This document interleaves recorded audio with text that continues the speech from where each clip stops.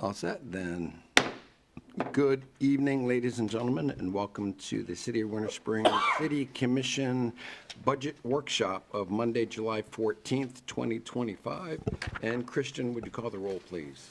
Mayor Kevin McCann. Present. Deputy Mayor Cade Resnick. Present. Commissioner Paul Diaz. Here. Commissioner Victoria Bruce. Present. Commissioner Sarah Baker. Present. Commissioner Mark Caruso. Here. City Manager Kevin Sweet. Present. City Attorney Anthony A. Garganese. Here. Great. If we could stand for a moment of silence to be followed by the pledge.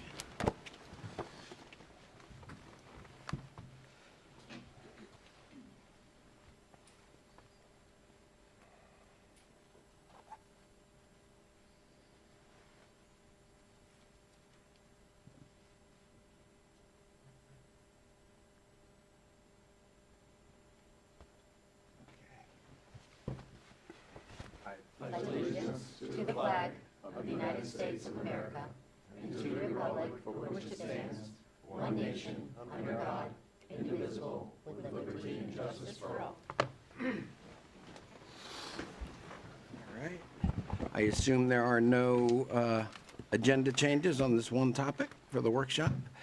And so then, with a compliment to Mr. Sweet, thank you for a well-done, well-written, well-explained. It was actually a little different layout from past years. I appreciate your input, maybe even Holly.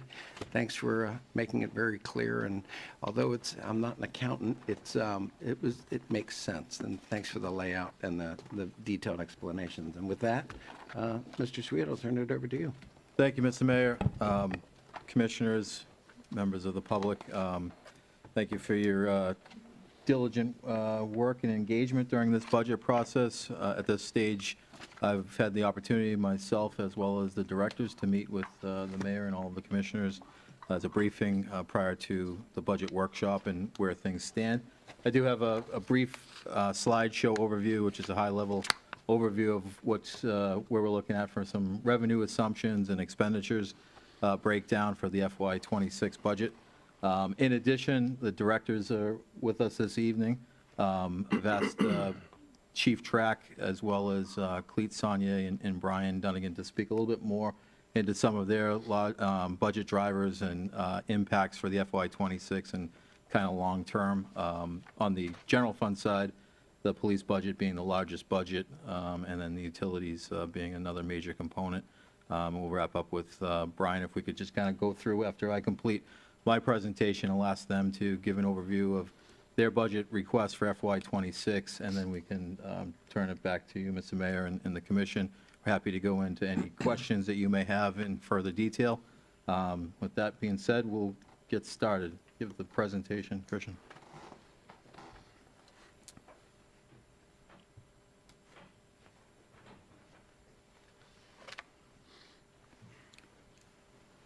Thank you.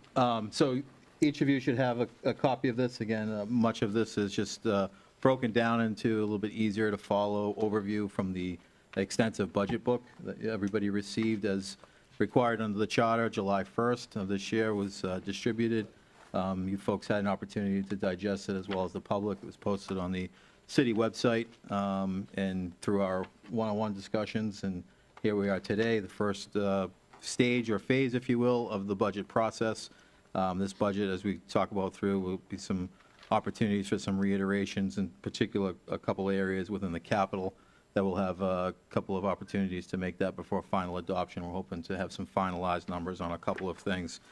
First off, I'd like to thank all of the directors for their vigorous efforts this fiscal year. It set out, obviously, as a new city manager, a couple of new directors, department heads, we were able to take a fresh view of where the budget drivers were, really go through the budget as a whole on a line-by-line, zero-based, and really, the message to go back and really look and make sure that we're getting the most efficiency out of the budget and the numbers that they're putting forward.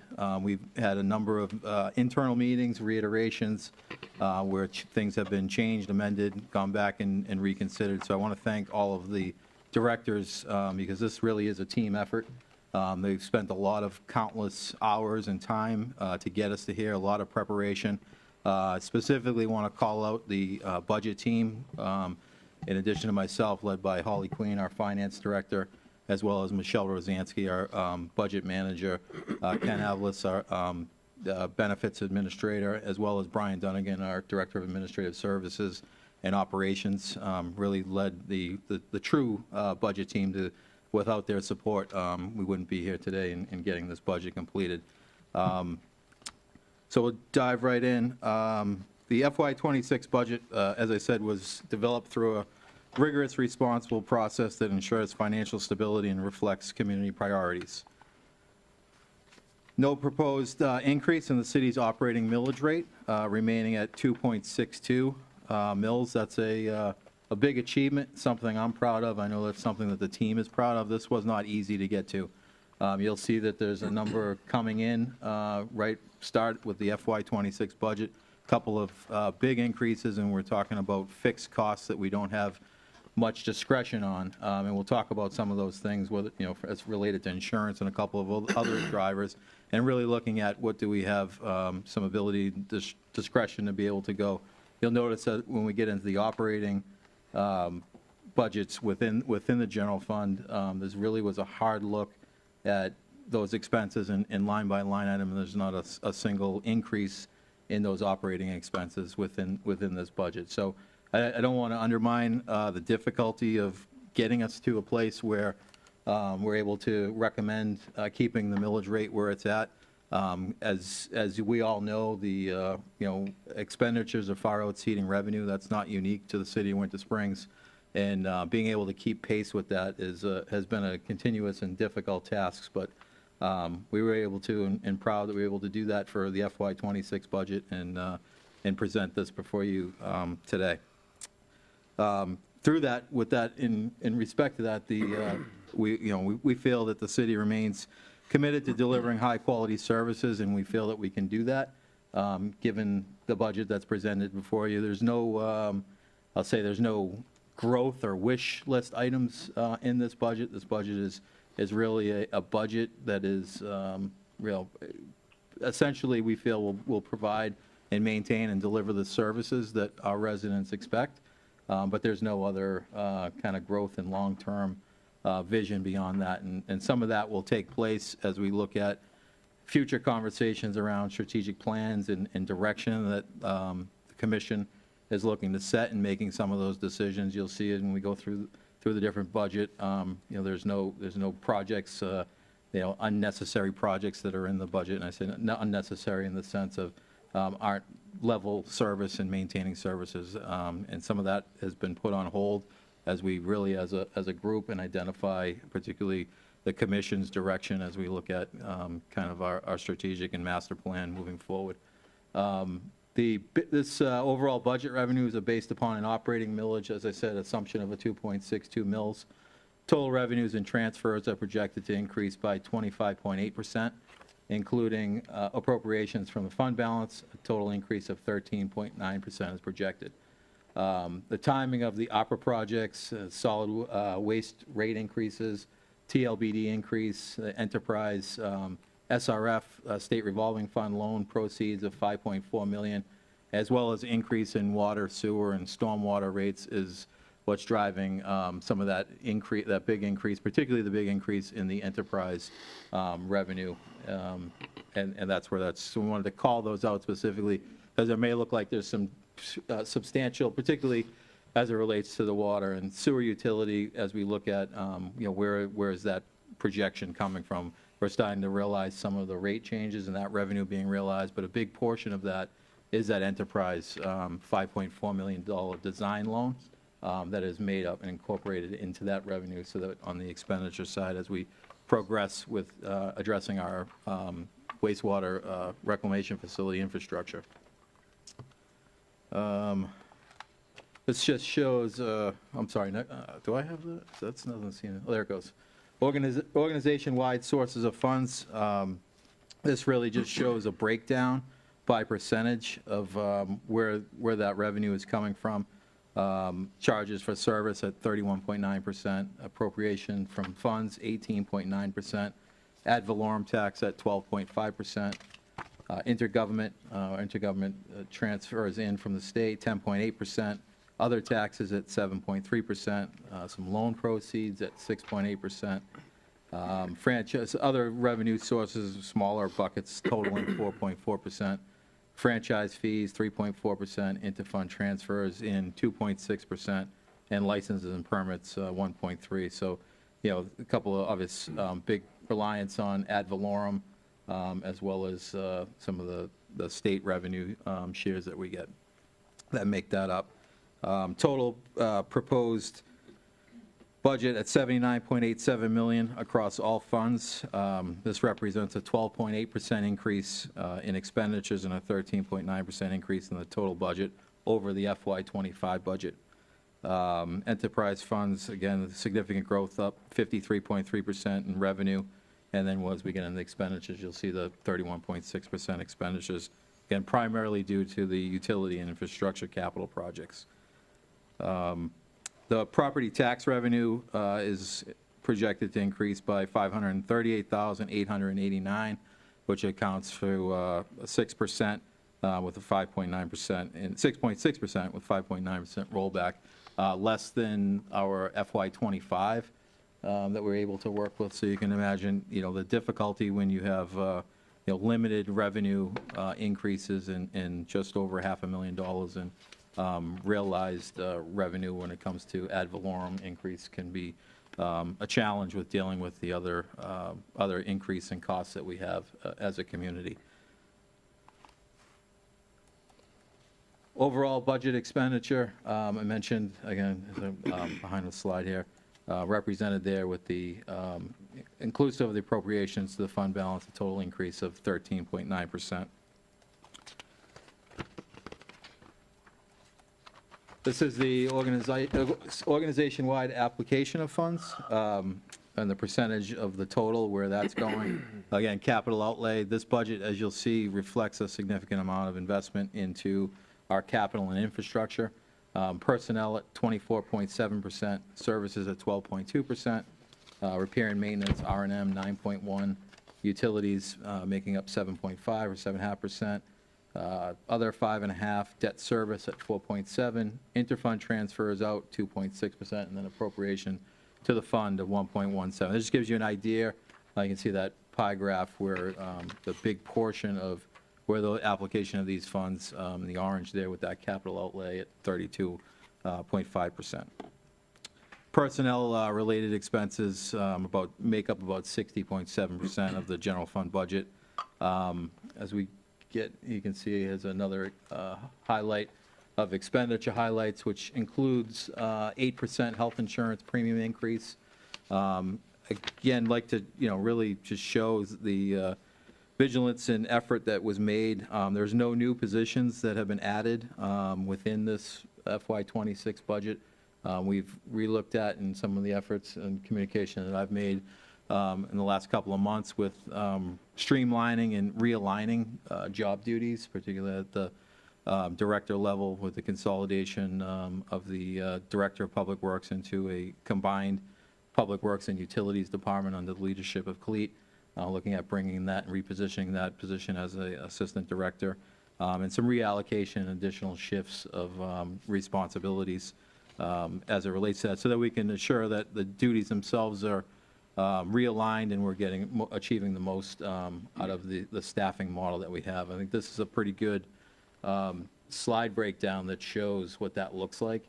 As you can see there, the employees per 1,000 residents, and where that stands pretty flat line reduction of 1 FTE overall from 24 to 25, and where we stand in the FY26. So we're running lean. I've said that many a times. If you look at comparable cities throughout the state and where we stand, our resident and our infrastructure and demand, we definitely run a lean, tight ship, and we're fortunate that we have the employees and staff that we have to be able to accomplish that. But many folks are wearing multiple hats that you don't see in a lot of communities, and we're doing the best with what we have, and I think we're doing a great job at that.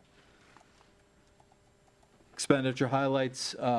Each director, as I said at the beginning, was tasked with finding even small ways to reduce their operating expenditures, such as moving appropriate expenditures to other more restrictive funding sources that were captured within their budget, and looking at other funding allocations that should be more streamlined as it relates to some capital areas, and taking those out of the actual budget themselves and addressing those as capital expenditures.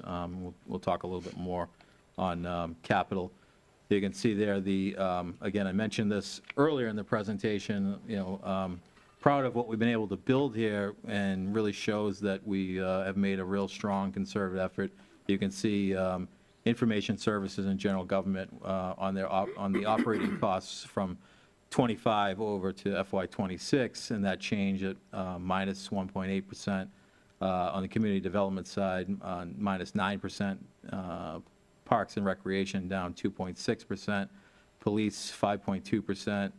Finance just under 1%, 0.5%. Public Works minus 15, and the Executive Office minus 6. So overall, 4.7% reduction in our operating expenses for the FY26, which again, a lot of effort really analyzing and going through every line item, zero base, and really reviewing the budget expenditures and making sure that there's no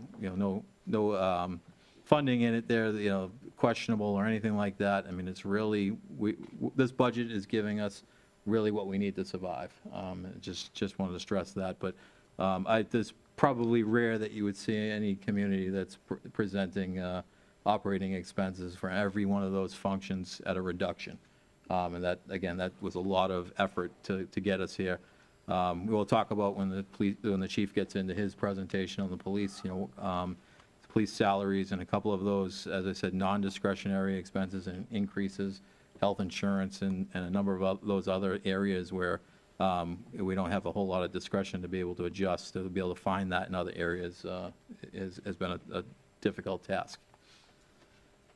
General fund breakdown by percentage of the percentage of utilization, from the ad valorem being the largest there at 37.4%, utility tax 15.4%, the half-cent intergovernmental 10.6%, some franchise fees we have coming in 10.2%, communication service tax at 6.2%, revenue sharing at 6%, and appropriations from funds at 5.1%, and interfund transfers in at 3.1%.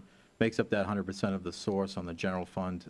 As you can see, the big reliance is on our tax base, on our local tax and the ad valorem tax, making up the bulk of that at 37%. Another way of looking at 25 versus 26 on the application from the revenue side of the house and from the source, as well as the application of how that money is being expended. Personnel, as I said earlier, driving, not unique to governmental budgeting in any way. Typically, I see, communities, municipalities, generally around anywhere from 60 to 75%. On average, I'd say it's probably 70, 72% is personnel and staff when it comes to the overall budget as a whole. Other operating at 9.2%, repair and maintenance, or R&M, at 6.5%. Capital outlay makes up 4%. And again, this is in the general government, general fund side, I'm sorry. Supplies, 3.5%. Utilities, 3.7%. Fuel, 1.1%. And then grants and aids, just 0.3%, just under 0.5%. Gives it the 26.6 million on the general fund side. General fund fiscal policy test. Each year, the general fund is tested to determine if the fund complies with the 3 internal fiscal policies or guidelines as follows. One, that it's sufficient recurring revenue exists to pay for all recurring costs, thus avoiding the use of non-recurring revenues and fund balances to fund recurring costs. Those are usually utilized for savings, if you will, as well as one-time capital expenditures, and aren't recurring costs in any fiscal year. That sufficient recurring and non-recurring revenue are available to fund non-recurring costs. and that the 25% fund balance policy is being maintained, fund balance equal to or exceeding 25% of personnel and operating costs, of which we are more than doing. You'll see within your budget book, page 31, which lays out where that stands and what I would refer to as discretionary fund balance and having just under 2 million. I think that alone illustrates the financial health of our community. It illustrates that we're a community that is run fiscally responsibly and not in a position of a crisis by any means or anything like that. And that's illustrated within the responsible fund balance following strictly to these policies. And in fact, that 25% I think is actually technically required of 20% or 3 months operating, 90 days if you will. And we're certainly meeting above that requirement as well as having some discretionary in there. And that comes after this FY26 budget of what we're remaining with after those fund balances are covered within this budget. So fiscally responsible and healthy at this stage. Before we turn it over to the chief, just a couple of other things. The fund balance outlook, I said that it's projected to decrease by 1.35 million due to those non-recurring capital. Enterprise fund equity is expected to decline due to the major utility investments, of which we've been planning for and have had much discussion regarding. And other decrease in fund balances primarily, as I said, due to the one-time capital investments. That's planned for use of reserves for long-term infrastructure improvements and remain in compliance with our reserve policy. So all positive and good things. Mr. Mayor, if I could, I'd like to ask, as I said, the 3 directors to present their FY26 requests and drivers, and I think it's a good opportunity. I don't think in the most recent, we've, in priors, have done too much of this. I really wanted to focus on those 3. The police department is the largest general fund budget, and then, as I said, with utilities and public works is a big conversation. Brian is the Director of Administrative Services and Operations, has information services, which includes human resources, IT, risk management, as well as our Parks and Recreation oversight, as well as our arbor and tree, landscape and arbor functions as well. So, Chief, turn it over to you if you want to present your set. Thank you. Thank you, Mr. Manager. I appreciate that. Well, good afternoon, Honorable Mayor, Commissioners, staff, and members of the public. Thank you for the opportunity to present the proposed fiscal year 2026 Police Department budget. I'm proud to represent our department's dedicated men and women who work daily to keep our community safe. Our fiscal year 26 budget supports a focused strategy built around 4 priorities. Those priorities are maintaining an adequate level of public safety services, recruiting and retaining qualified officers, investing in modern equipment and technology, and improving overall efficiency and fiscal accountability. Before we get into that, though, I'd like to outline where we have been and where we are now. Agencies throughout Central Florida have faced unprecedented staffing challenges. The recruitment pipelines are shrinking, and competition for certified officers is increasing. All agencies are fighting for the same top candidates. As you all are aware, in late 2024, we increased our starting salary, adjusted employee compression, and offered educational incentives. This was necessary as we face an unprecedented 30% vacancy rate in the police department. Officers were leaving for neighboring jurisdictions just for a few $1,000s more in salary and a benefit package that exceeded ours. I'm glad to report that today we see a vacancy of only about 5%, and hopefully by the end of this week we could close that to 0% with some offer letters. Within Central Florida, departments have raised starting salaries to the $60,000 to $68,000 range, many of those offering unimaginable sign-on bonuses. Some of these bonuses range from $5,000 to $30,000 just to get hired. On top of those incentives are for education, night shift differential, and even relocation pay. Unfortunately, the only thing that this does is incentivizes qualified officers to leave an agency for financial gain. Regretfully, we have seen this affect our agency as well. The passion for law enforcement has changed over the years. One could argue a reason, or just simply watch the news over the last 10 years. Finding officers who want to make a career is becoming harder and harder. Staying competitive has focused us to think outside this box. The proposed budget includes funding that will maintain our competitiveness while continuing to provide the services that are expected from our community. As residents sees increases in their day-to-day cost, we experience those same significant cost increases across our critical equipment lines and operating expenses. For instance, body armor that was purchased in 2020 cost $1,158. Today, that armor costs $1,997, which is a 72% increase. In 2020, uniforms to outfit a new hire cost $335. That same uniform now costs $570. That's a 70% increase. And something as simple as copy paper, $43 a box, is now $66. That's a 53% increase in a simple office supply. I say this because we all feel the same pressures as everyone in our community. Intelligence-led policing has become the wave of the future and has proven to be a game changer in combating and solving crimes. Likewise, technology-based equipment, patrol vehicles, and safety gear have risen significantly. Despite these increases, we have worked diligently to find efficiencies to provide you with a decrease in our operating budget while still maintaining service levels. For the fiscal year of 26 budget, the operating costs for the police department have been reduced by a little over 5%. Last year, we were pleased to see the effects of our policing initiatives and their impact on our crime rates. Crime has dropped overall by 15% from the previous year, and additionally, we saw a 9% reduction in violent crimes, all while operating at critical staffing levels. Nevertheless, this success comes with a downside. For years, we've been forced to do more with less. This approach takes a toll on the workforce, and the staffing numbers have proved this. We operate with the lowest officer per resident rate in Seminole County, and I'm pleased to say now we see staffing numbers shift in our favor. I will always strive to provide the best policing within this community. As a resident myself, I invested in seeing the success of this agency and the city. Data shows clearly that the properly staffed and equipped departments lead to tangible, measurable improvements in public safety. These impact the quality of life and harmony of our community.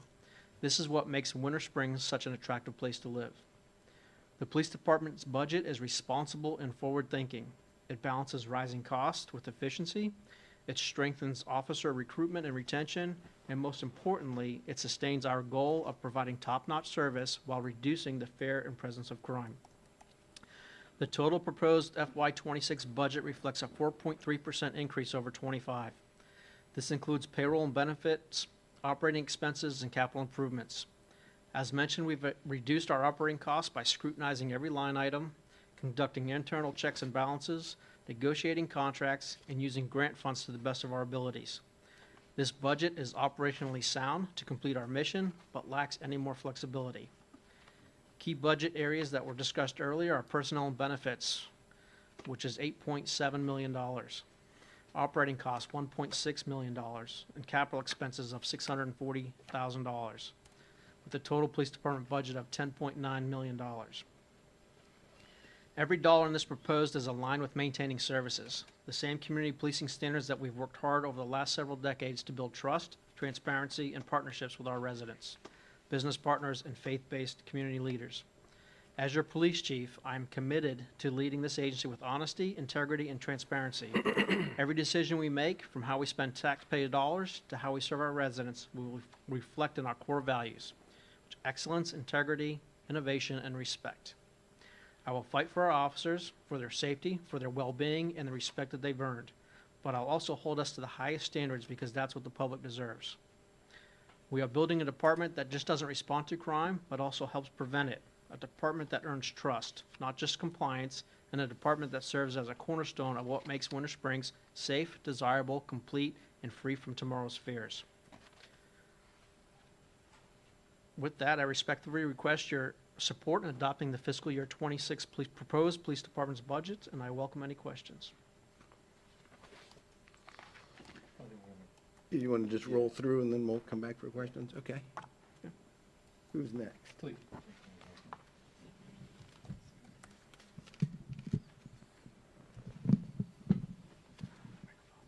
Good afternoon, Commissioners. It was good getting an opportunity to meet each one of you individually over the last week or so, and and being able to put a fine point on what we're trying to accomplish within the Public Works and Utilities Department. I will tell you that in all my years of experience, I've worked everything from special district government to municipalities and counties. I think Winter Springs is one of the most efficient and dedicated group of individuals working within the city that creates opportunities to save money while providing exceptional service. The only limitation is their ability to do so with additional funding, which we're asking for you to provide today. Although it is a tight, lean budget, it does meet all of our operational requirements for the forecasted fiscal year. As I mentioned, we did spend a lot of time developing this budget. I picked staff's brains a lot, not only because of my newness here to the community, but also a strong desire and philosophy I have had to make sure that we're not spending any more than we need to provide the best service delivery possible. With that, the budget overall for Public Works and Utilities is very lean and efficient. So let me just go over a few top-level items, the more important items. The budget is pretty thick. It takes up a significant portion of the budget book because we're dealing with multiple funds and different expenditure accounts. For starters, I'm going to go over overall staffing changes. With the elimination, as City Manager Sweet mentioned, with the elimination of the Public Works Director, I've assumed the duties of Public Works and Utilities. And as part of that, in order to be more efficient, the City Manager and I had developed a job description for an Assistant Director of Public Works and Utilities. That position will take on full responsibility for the Stormwater Management Program, plus play a key role as the Capital Improvement Program Manager over all capital projects, with the exception of the wastewater recycling facilities. I will still oversee that directly to make sure we're moving forward. We've also added another position for fiscal year 26. It's an environmental compliance officer. We would be looking at that position as an associate engineering position, somebody that's right around the EIT to PE, newly PE individual, but they would have total oversight and responsibility, ownership, if you will, over all of our regulatory requirements, whether it be water, sewer, reclaimed water, stormwater, and paving. There'll be a point of contact with key representatives within all of the regulatory agencies, such as FDOT, FDEP, St. Johns River, and others. They'll be maintaining those relationships. Currently, we have consultants providing augmented staffing services. We fully expect those services to be eliminated, and this individual will come in and take over those responsibilities. And I might add, that would be full-time. Currently, our consultants can only, to the best of their ability, provide kind of a part-time overview, if you will, on specific things that come up. We're also reorganizing the Utilities Department to create a new division for lift station maintenance and operation. We're going to create a lift station maintenance operation division. It will be staffed by dedicated employees that will be responsible for the 57 lift stations that we currently have in operation throughout the city. Our current contractor, our O&M contractor, Veolia, provides those services as part of their contract. And they will be, of course, falling off in September 30th with our new contractor, O&M contractor, Woodard and Curran, coming on October 1st. That new contract will not include lift station management services. That will be brought in-house with our staff. So we've recreated that division utilizing existing staff from two of our utility crews to create a new division, plus hiring an individual to be able to oversee the management of those individuals. I would note that Woodard and Curran's contract is actively being developed. We're taking a lot of time. We want to make sure we get all the I's dotted and T's crossed on that scope of services. Our current agreement with Veolia is woefully inadequate. It is very ambiguous in some detail in what our expectations should be and what they should be moving forward. So we're taking a lot of time and effort with staff as well as our consultants at Carollo to develop a very tight a scope of services that defines everything from standard operating procedures for the plant, safety protocols, emergency management, what do you do, what if, and where, and what we can expect to do, and how do we participate in that in response to hurricane events, tropical storm events, excessive rainfall events. We are also going to be addressing regulatory compliance in that contract, making sure that they know what reports need to be submitted. Again, this regulatory compliance officer that we'll be hiring will be working hand in glove with them to make sure that they are operating within spec to their contract, but also the regulatory requirements of each of those agencies, particularly FDEP. What else? Okay, so that's staffing. I want to move on to Public Works operations. Public Works, of course, covers all areas, whether it be fleet maintenance, public right-of-way maintenance. That would include sidewalks, curb and gutter, our street paving program, landscape maintenance along the right-of-way edges to make sure that trees aren't encumbering our right-of-ways for pedestrian access or covering any of our signage. We've remained relatively flat in that area. And I think it's still robust enough. We did cut one mechanic from the fleet maintenance operations, but we believe with a working superintendent at this time that we're going to be able to meet our needs for this coming fiscal year. And then moving on to stormwater operations, that's a big unknown right now. We did maintain our existing operations staff to what it is currently staffed at in anticipation of our stormwater infrastructure program and stormwater master plan coming to an end very soon. I'll get into that in just a second. But our operations component of that is currently at static. We're keeping the same levels of service on that. I would add that thankfully you approved the new vac truck for our utilities operations, so that older but certainly much more in better shape and operationally efficient vac truck is already being used by stormwater staff to maintain all the catch basins in the city. Also, I wanted to give you an update on the infrastructure program. Our stormwater folks will be giving you an update on August 22nd. I'm sorry, August 15th, the first meeting in August. 11? Yes, thank you. The 11th. On August 11th, we'll be providing an update on in-kind projects that we've done in-house, also outsourced contractor, consultant and contract projects that we've done since Hurricane Ian. So you get an overview of what we completed to date. We fully anticipate being able to provide at the end of September the stormwater master plan draft, and we'll be providing to you a workshop at that time to go over that. We'll also be introducing what some anticipated rates will be that you can expect to see depending on your adoption of that plan at the first meeting in October. The rate study will be presented to reflect whatever the improvement recommendations and the operational requirements of those are during the stormwater infrastructure program presentation at the workshop at the end of September, first part of October. So since that final infrastructure needs assessment will not be until late this fiscal year, staff will be working with the city manager and the finance director to present a budget amendment reflecting the infrastructure and operational costs in line with the adopted rates sometime mid-fiscal year. We really won't have a handle on that until we actually understand what the rates will produce, what you decide you wish to see in terms of level of service for the next 5, 10, 15 years in terms of the stormwater program, but we'll be able to staff that appropriately, provide the necessary equipment, and it will be in line with whatever rate revenues that we receive within that stormwater utility. So somewhere around the end of the first quarter, second quarter of next fiscal year, probably be seeing a budget amendment for that. That is not included in the current budget, is my point. Utilities Department.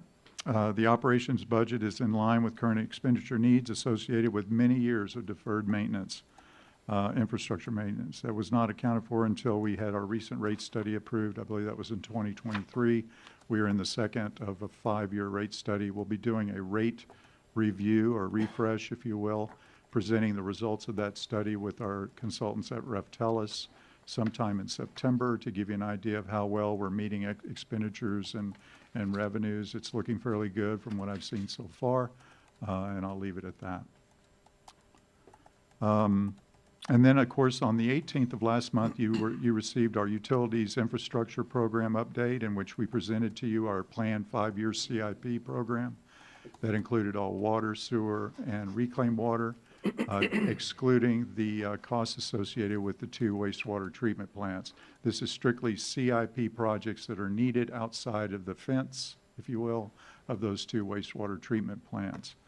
What we presented to you was a 5-year study, or a 5-year plan based on current revenue sources and needs, and our ability to be able to fund that within current revenue limitations.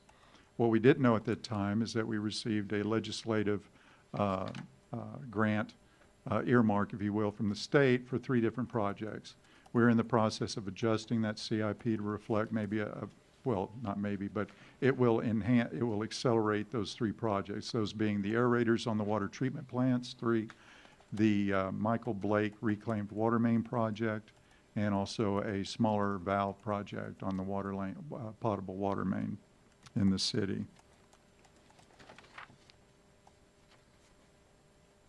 So as I mentioned, within the budget book, the CIP has not changed that much since that workshop. Just as an overview, there's approximately 31 projects that we have identified between water, wastewater, and reclaimed water, totaling around $34 million in today's dollars over the next 5 years. We anticipate 11 of those projects, possibly more with this new infusion of legislative funding for fiscal year 26, totaling about $9.7 million for next fiscal year. Separately, the east and west water reclamation facilities, wastewater reclamation facilities for fiscal year 26 is budgeted at $25 million. That includes a $20 million loan from SRF. A lot of unknowns out there right now, but we want to be ready in anticipation of that going forward. That concludes really everything I have on the current fiscal year 26, but I do have some anticipated future look-aheads I'd like to share with you. I'm currently gathering a proposal for a 5 to 10-year pavement management plan. It's a data-driven plan that will be assessing all of the pavement condition throughout the city. We'll be able to present that to you in the coming months. It'll show a very fact-based, data-driven assessment of all the conditions of our streets. It'll be based on pavement management philosophy, which sometimes can sound counterintuitive. I don't want to get into the weeds on that right now, but it will address all of our roads over the next 5, 10, 15 years and beyond on a cyclic pattern. And as long as funding is provided, as long as we're able to keep it going, I highly recommend that whatever transportation funds that we get, we invest heavily into our pavement. I think overall our pavement condition is fairly good compared to other municipalities and counties I've worked in. We'll also have a sidewalk maintenance plan that will look at projected costs over time, and we'll also define areas of need, addressing all ADA requirements at all crosswalks, and we'll fold that into the CIP as well.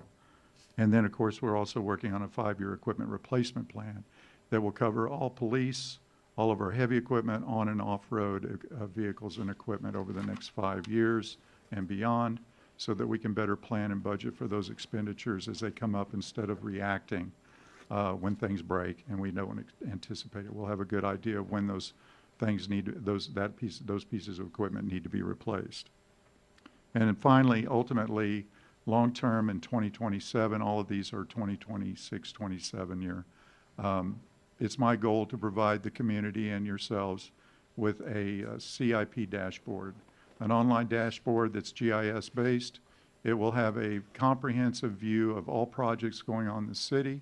We can refer members of the community to go to that if they want to find out when a certain road's being paved, where it's going to be paved, how much it costs, what utility projects are going on, et cetera, et cetera. That, as you can imagine, will be a very comprehensive task. It's going to, I'll have to solicit much help from various departments, including finance and operations, and being able to put that together and get it in a cogent and sensible format to where everybody can easily understand when their road will get paved, when their water line might be replaced, when to anticipate being able to schedule whatever activities they want to schedule, thus reducing a lot of cost to our public information folks, our customer service folks at the front desk, a lot of this information will be readily available, cutting down a lot of inquiries to the front desk. And that concludes my presentation. Be happy to answer any specific questions you have at the end of this.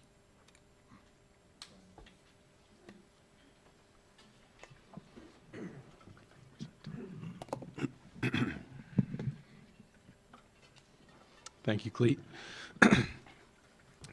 Good afternoon, Mayor, Deputy Mayor, City Commission, City Manager. For the record, Brian Dunnigan, Director of Administrative Services and Operations. I'd like to provide a high-level budgetary summary of the following city departments, which include Human Resources, Risk Management, IT, Parks and Recreation, Urban Beautification, Arbor, as well as the city's 3 assessment districts. Overall, the personnel-related expenses for the employees that are assigned to these divisions for FY26, we're proposing a 6.28% decrease for personnel-related expenses for these employees. Overall, in an operating decrease for the divisions that are primarily funded through ad valorem, which would be your HR, IT, Risk Management, Parks and Recreation, and Urban Beautification, reduction by approximately 1.15%, and capital expenses proposed decrease by about 79.5% for those divisions. Looking at the Human Resources division of the city, looking at turnover trends citywide, we had a voluntary separation rate from August of 2023 to June of 2024, reduction from 23.3% to 13.3%. So these are employees that are on their own, voluntarily leaving the city for whatever reason to go seek employment elsewhere. In most cases, not including retirements. These are so that metric does not include employees who would be planning to retire from the city. We have seen a slight increase for reporting period from October 1 to current, up to about 17.7%, which is a little bit higher than we'd like to be in that 12 to 15% range, which is generally accepted for government entities.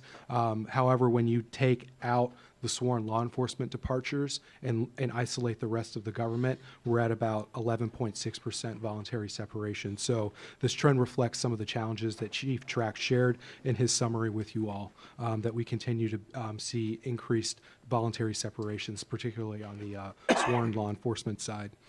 The HR department continues to support employee wellness, safety training, and employee recognition programs. We have had some measurable gains specifically in the outcome of some of these safety and training programs, which I'll discuss as it pertains to our workers' compensation experience modification factor, or EMF, here in a second. Looking at risk management, we have seen an 8.4% increase in premiums for our general liability, property, workers' comp, and auto coverage. However, we were able to essentially keep that cost the same this year because we were able to more accurately budget with receiving that number sooner in advance during the budget cycle this year compared to last year. But I will say that overall insurance premiums continue to be one of the most volatile costs the city experiences. We've seen a 130% increase since FY15 in those areas, primarily attributed to a highly litigious environment, major hurricanes impacting our area, our region, I should say, in 2017, 2022, and 2024, as well as potential future increases because of statutory sovereign immunity increases and caps through legislative sessions at the state. One of the areas where we've had some positive gains has been on our workers' compensation premiums.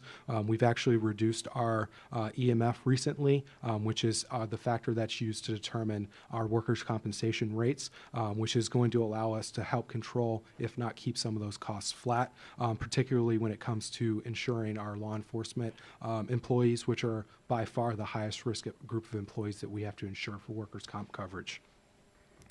Moving on to information technology, IT in itself, we did see an increase of about 10% in non-personnel related operating expenses for IT. Some of the drivers behind those increases was a consolidation of cellular and data plans under the IT's budget for general fund departments, where previous practice was that some of these departments were budgeting their cellular and data plans underneath. Chief, for example, has a computer in every single car. Because he's funded through the general department, and the IT department is a general fund function. It makes more sense to consolidate those dollars under one budget. It makes for a lot more efficiency when it comes to paying invoices and creating POs rather than have to create purchase orders out of multiple different departments when ultimately they're all funded through the same revenue source. The other cost increase driver is subscription-based IT products and softwares. The days of being able to go out and outright purchase software for support tools is non-existent. Almost all of our software tools are subscription-based or term-based that are subject to increases either annually or at the end of terms when it comes to renegotiate or reshop for products. We're not able to just go out and outright buy, purchase, and own software at a fixed cost. It's not something that's offered in the IT market for the tools that we need. Additionally, we were required to implement a learning management software with a primary focus on cybersecurity that was mandated through some recent updates to the Florida state statutes. So that's another example of a cost increase that the IT department is required to take on in order to remain compliant with statutory demands. The IT department continues to play a strategic role in multiple citywide initiatives aimed at streamlining not only the processes, but increasing the efficiency at which our departments deliver services to our residents.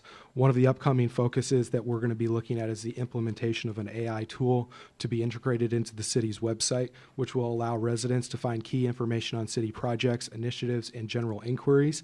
Additional example of some functions that the IT department will continue to support will be ongoing GIS upgrades that will support citywide functions, capital investments into key IT infrastructure replacement and components that are paramount to the function of the organization, as well as ongoing public safety technology enhancements.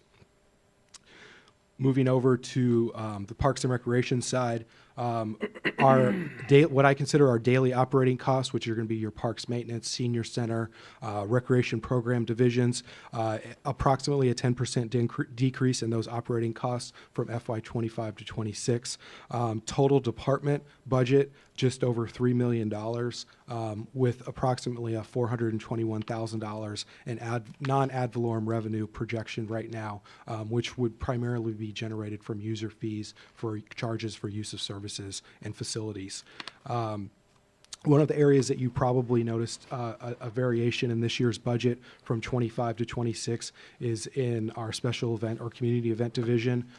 Previous practice for some of the smaller community events, we were not budgeting any of the revenues or any of the expenses for some of the smaller events, such as the Hometown Harvest, for example. So that meant that once we collected all of the revenues and spent that money for the associated costs with those events, we would have to come back administratively because of the way we're structured and do budget amendment that would have to be approved by the commission. It seemed like that was a little bit inefficient process to do that. So what we did is we began budgeting for both the revenues and the expenses on those events starting in FY26. So the methodology is not going to change. If we, for that event specifically, I'll use it as an example. If we bring in $15,000 in revenue for the Hometown Harvest, then we'll have $15,000 in expenses or less. So we're not going to change the philosophy on how we're managing the funds, but we're just budgeting for both the revenues and expenses beginning this year. So if you see an increase there. As far as major public enhancements that are in this budget, we do have funded through the park impact fees $100,000 for a lacrosse wall out at Central Winds Park, which has been something that the Parks and Rec Advisory Committee has asked staff to be looking into for a number of years. In addition, we're looking at about $100,000 in ADA enhancements in the parks to increase connectivity to some of the amenities that we're offering. Again, those two initiatives would be funded through park impact fees.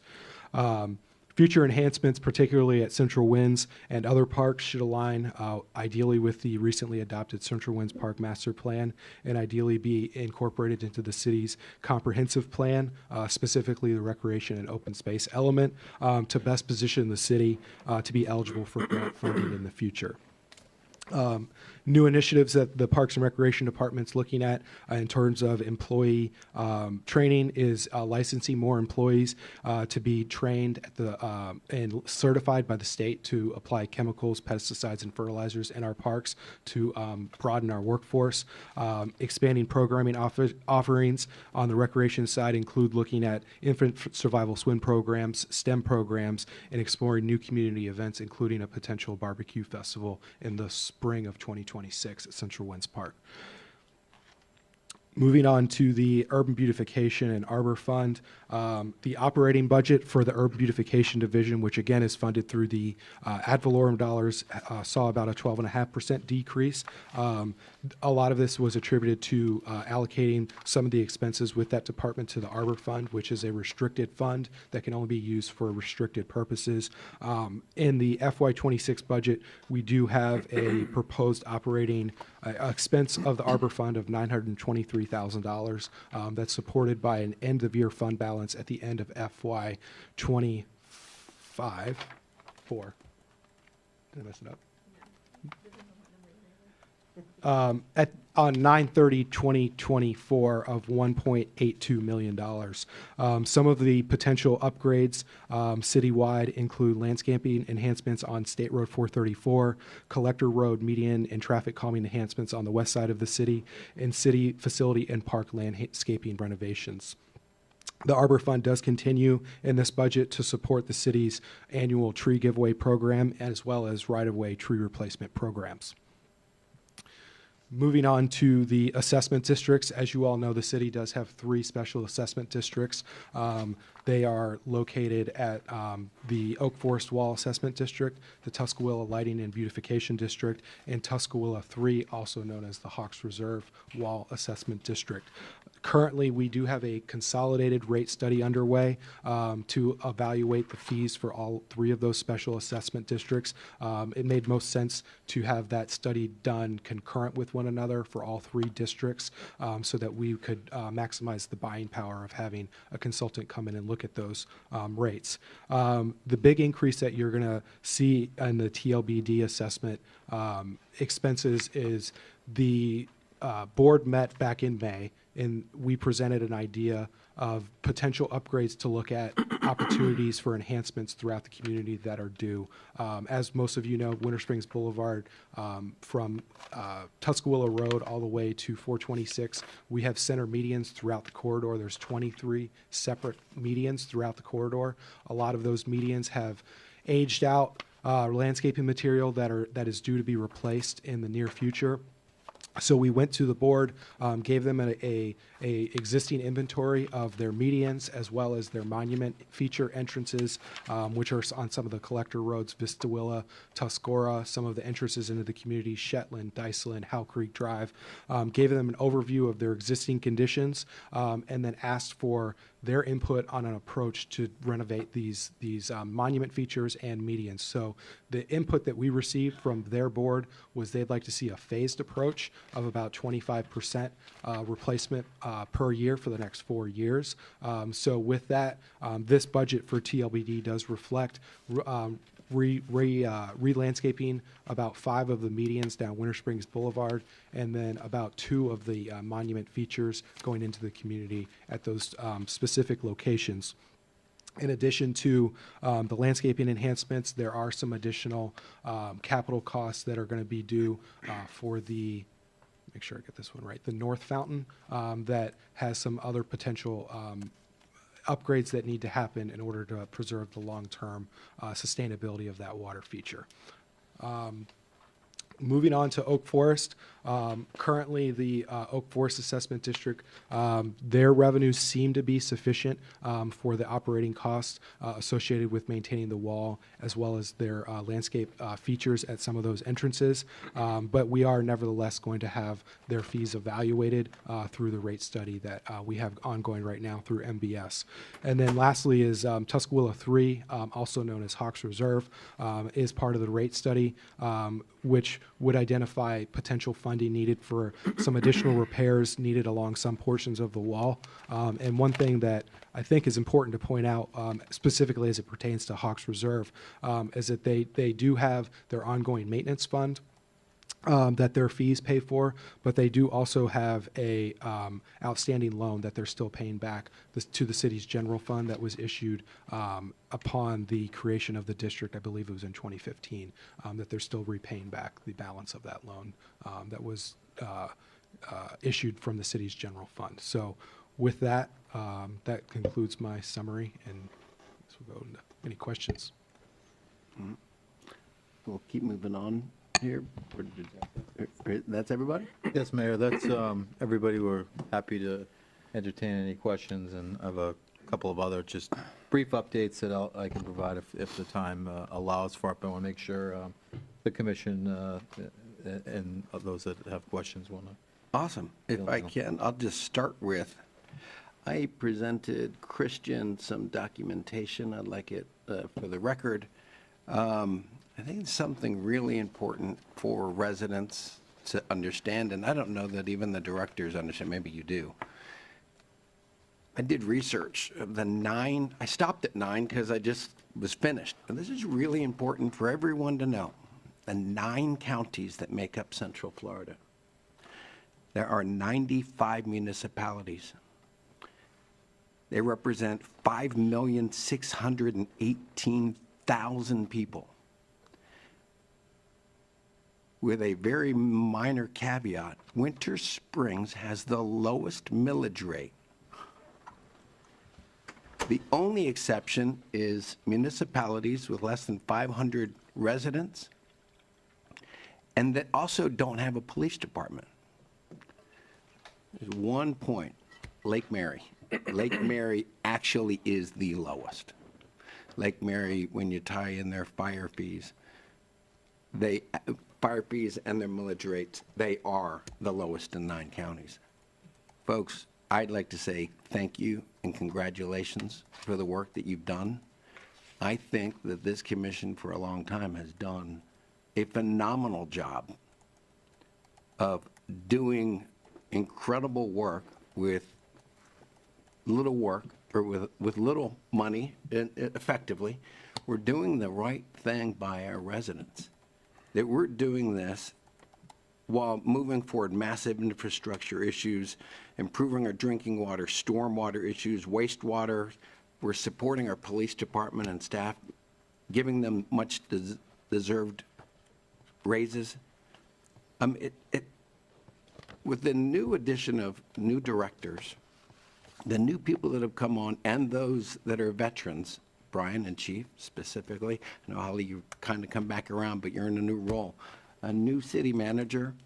This city is no longer in a reactionary mode. I believe that we are starting to move forward with plans like we were talking about in the replacement of police cars in a systematic way, instead of letting 15 cars get to be 10 years old, and then we're starting to do reaction, we're setting ourselves up to do things moving forward that are systematic, well thought out, and they're going to keep us at the point, that the spear's point at doing a lot in a fiscally responsible way.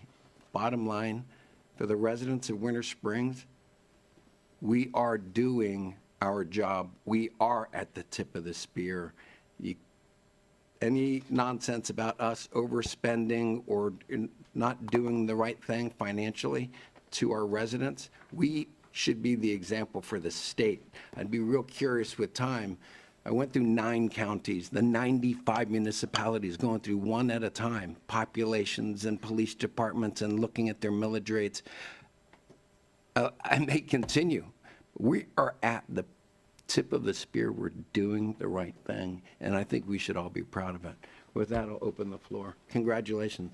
Who would like to go first? Commissioner? Since you're looking this way, I'll go first. Just one question for each.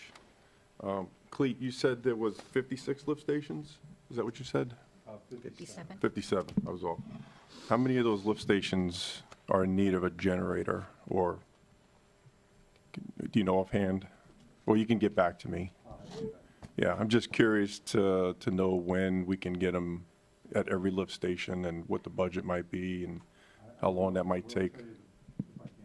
The budget does include the budget does include a replacement plan for backup pumps and generators on all those lift stations. Great. As starting with the master, of course, the main lift stations. Good, good. Okay, that was my only question for you. It's over at least the next 5 years. Right, okay, great. Brian, you mentioned a lacrosse wall? Yes, sir. What is that?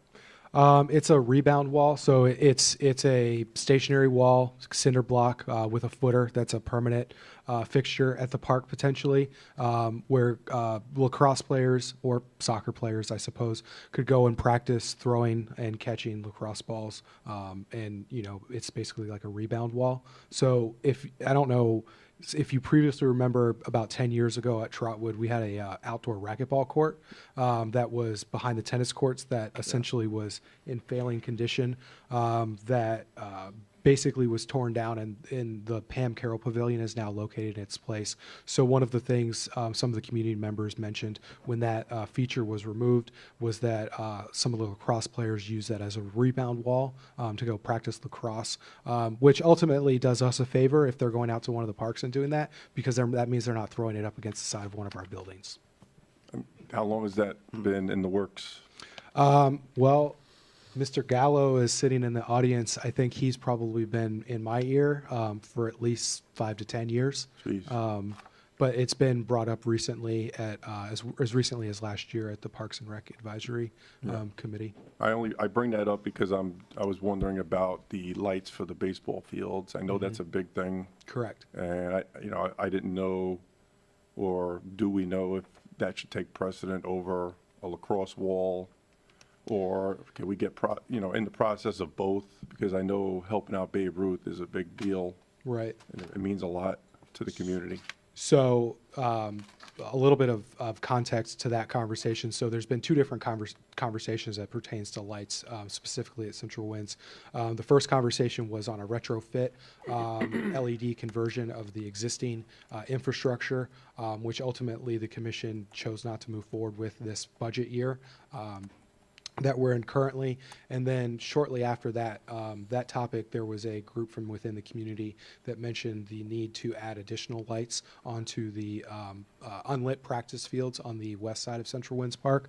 What I'd say about both of those initiatives is two things. One, park impact fees definitively could not fund retrofitting existing lights because it's not an acceptable use of those funds.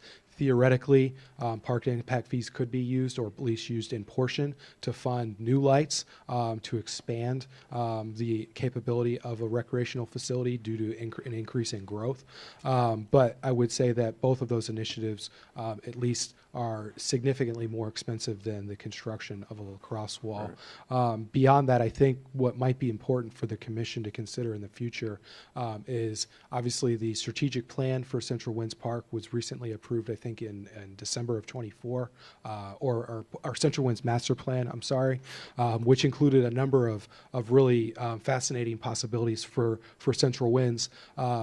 But beyond that is the commission probably should provide some strategic direction to the city manager and staff on the implementation of some of those improvements as it pertains to what your priorities are as a commission, specifically for Central Winds as it pertains to either retrofitting lights, adding new pavilions, building new playgrounds, boardwalks, and event center, because without that direction, the staff really shouldn't be trying to prioritize which projects you all want to see done first out there at Central Winds. And then what I'd say beyond that is there's a lot of discussion about grant funding through different sources. FERDAP is a grant that's passed through DEP, Florida Recreation Development Assistant Program.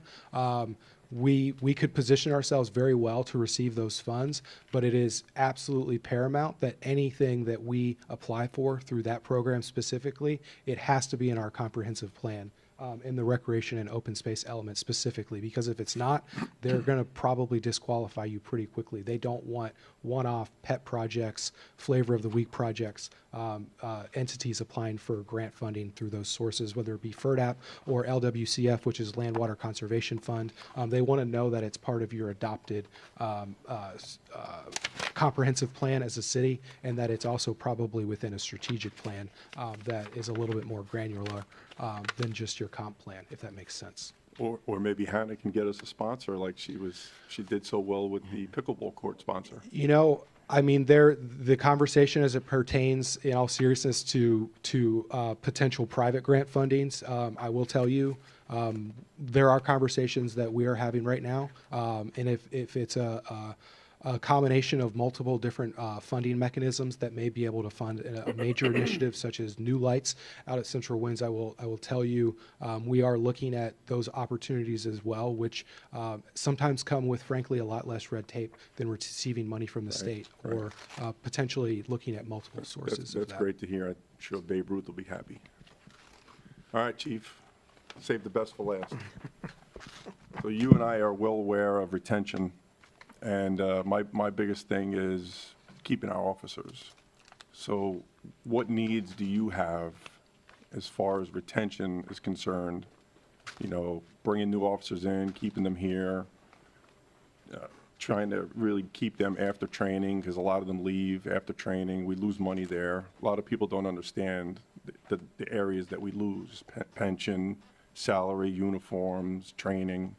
So what do you think about needs? It's a great question. Thank you for that. You know, a lot of the recruitment and retention goes back to culture as well. I think if you offer a good working environment and a culture that people want to support, then that helps.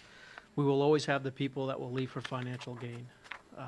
When neighboring agencies are offering $10,000, $15,000, $20,000 incentives just to sign a 3-year commitment, that's very hard or difficult to compete with. Some of the sheriff's departments around the state are offering up to a $70,000 incentive. That's just unheard of, and it's not something that we'll be able to compete with.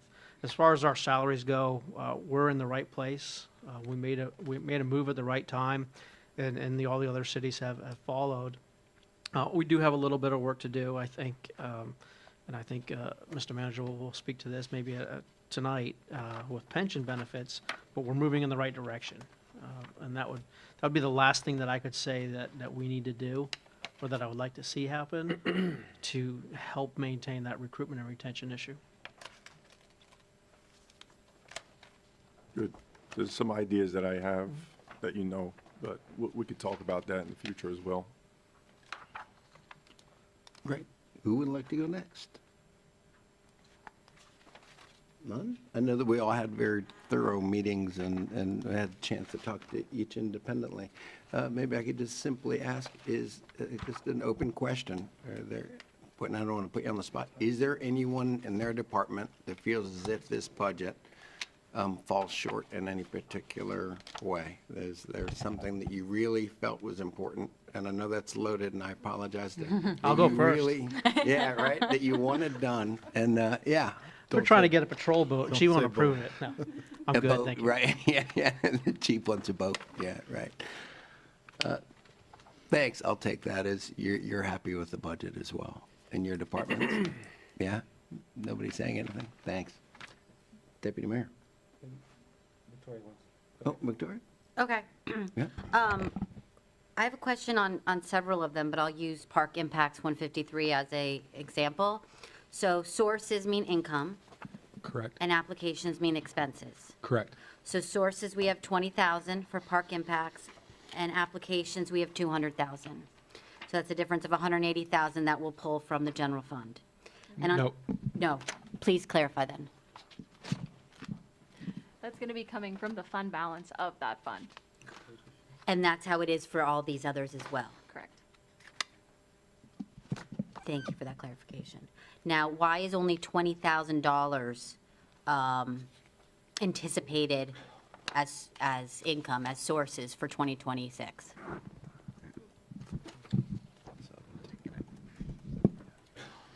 So for impact fees, One or two. we do not budget those in advance until we receive them. So the $20,000 is from the investments that we expect to receive return on the amount that's essentially in our savings account at the moment. Wonderful, thank you for that clarification. In addition, can you confirm other government funds, what exactly that means? Is that debt service and government sharing programs kind of thing? So it's basically all of the other governmental funds outside of general fund. So general fund is where your ad valorem lives. Other governmental funds would be a combination of your impact fee funds, those such as ARPA, where we have a special kind of one-time revenue source, the debt service funds, capital projects funds, anything outside of enterprise funds that make up general government services. Thank you. I'm good. Anyone else? Yep, Deputy Mayor. All right. One thing to you, Mayor, you were mentioning every city but Lake Mary. Lake Mary, to me, is very unique.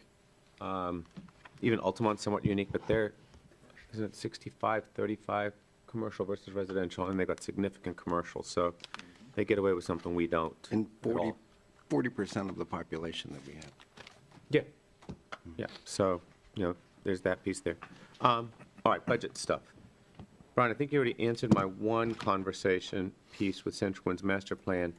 I know we had the conversation here, but we really didn't do anything with it, right? We just had the conversation. Correct. So if I recall, there was a presentation made by the consultant as this master plan process was winding down, looking for some input from the commission. I don't think that there was any direct input at the meeting, not to say that some of you maybe didn't interact with the consultant at some of the public engagement forums that they had. And then the second piece that I remember was the commission adopting the master plan formally and voting to accept it. But that's kind of only the first start, right? That's the cornerstone. It's the building block. But from there really needs to be more of a robust, in-depth conversation about what your priorities are as a commission. Where do you see the first opportunities for some of those enhancements to take place? Now, from a constructability standpoint, some of the enhancements, obviously, if you're talking about like a really big bite of the pie, and this is, I'm not telling you this would be the first, like building an event center with a really big parking lot, your stormwater element of that plan would have to come first because there's going to be a substantial impact on the stormwater criteria for the park if that were to be your first priority was to build the event center, let's just say, for sake of discussion. So beyond that, I don't think, Commissioner, to your point, there's really been any more in-depth conversation, and I think it might be appropriate, and I would defer to the city manager, obviously, once you all get through some of the more critical conversations as it pertains to stormwater, wastewater, and utility infrastructure with some of the workshops you've been doing, it might be appropriate to do a workshop specifically for some of the public facilities with a focus on parks so that we can get some ideas from the commission of where your priorities at. And as a staff, we can kind of share with you our perspective on some of the existing conditions of some of the amenities at your public facilities. So with that, I appreciate you jumping right into that piece. So to everybody up here, but also to you down there and you, city manager, that was one of those pieces, and I've been here long enough, we sort of had that conversation in 2012 to build a maintenance plan. We kind of fell away with that. I think you and Chris Caldwell were part of building something, but I don't think we ever did anything with that. So as far as did you say a maintenance plan? With all of the equipment that we have, so that way that doesn't just get to what you just said there. Let's Correct. Go back and check on it. I'd have to go back and look at some of the details of that conversation, Commissioner. I would say overall, just generally speaking, looking at the conditions of some of your primarily public facilities, playgrounds in particular. We've done a tremendous amount of replacement in the last 3 to 4 years of playgrounds throughout the city. The ones that are still remaining, they're in good shape, but there does need to be a conversation about replacement, particularly of the large playground at the back of Central Winds. I'd say that conversation is probably tangible in the next 2 to 3 years, given the age of that playground specifically. But overall, the other amenities in the parks, they have been maintained very well. Some of them are newer, obviously. We started at Sam Smith and I think Moss Park back in 2017, 2018 with the replacement, moved on to Trotwood, Central Winds for the sports playground. But overall, those amenities are holding up well. They are being maintained. But, obviously that conversation needs to be an ongoing interactive dialogue so that we don't get ourselves into the position we found ourselves back in 2015 and 2016, where we have numerous playgrounds at city parks that all need to be replaced at the same time. Right. So with that logic in mind, what I'm looking at here, and this is to you, City Manager, this is what I would consider an infrastructure budget, to my 2 cents. Because everything from Cleat you were sharing looks to me, as we're breaking down all the infrastructure that needs to be replaced, which if we go with the model of the parks, it's going to be replaced now, maintained in the future. So that's what this looks like. So that's why there's such a significant dollar cost, is because we're looking at an infrastructure budget. Is that fair, City Manager? It is, yes. Okay. So we are looking at this kind of a budget. Cleat, I'm looking at you here for the next 5 years or so, because of those 5 years worth of projects?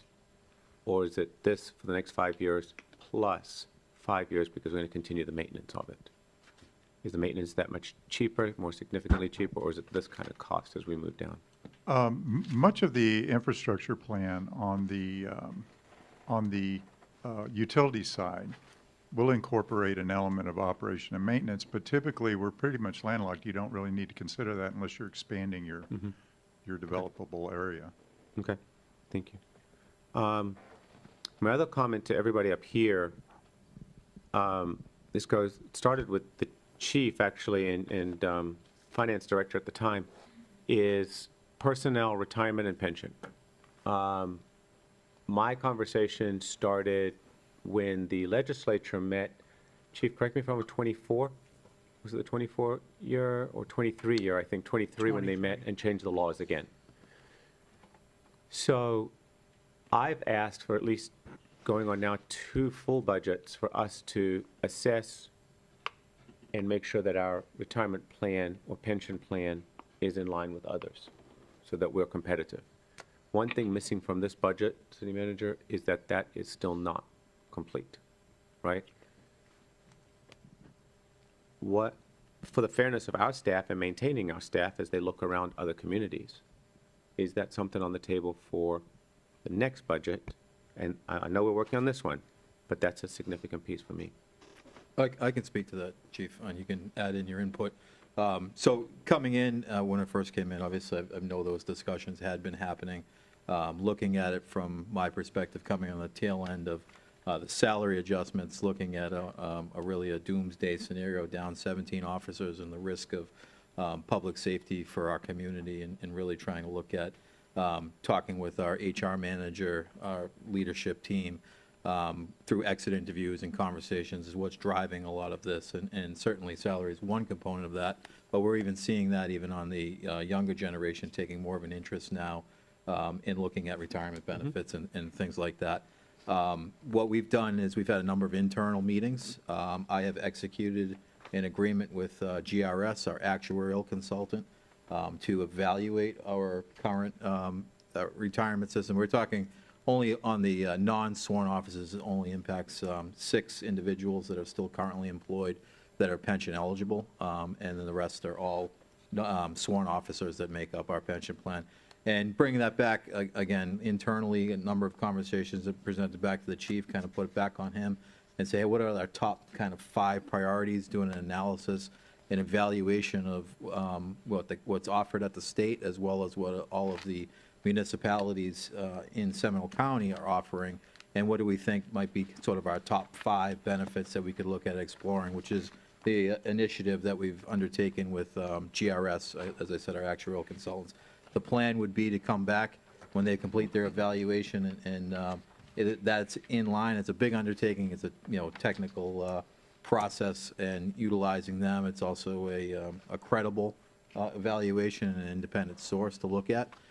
Looking at those 5 options, those options and what benefits we might be able to tackle.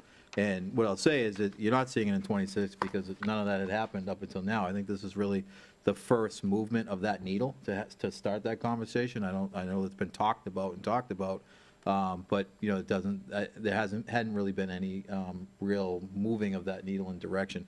This engagement with GRS will get us there to be able to make some fiscal decisions. And what I want to tell our our employees and future employees, I mean, we're committed to evaluating and looking at that. We might be able to adopt some of those options in FY27.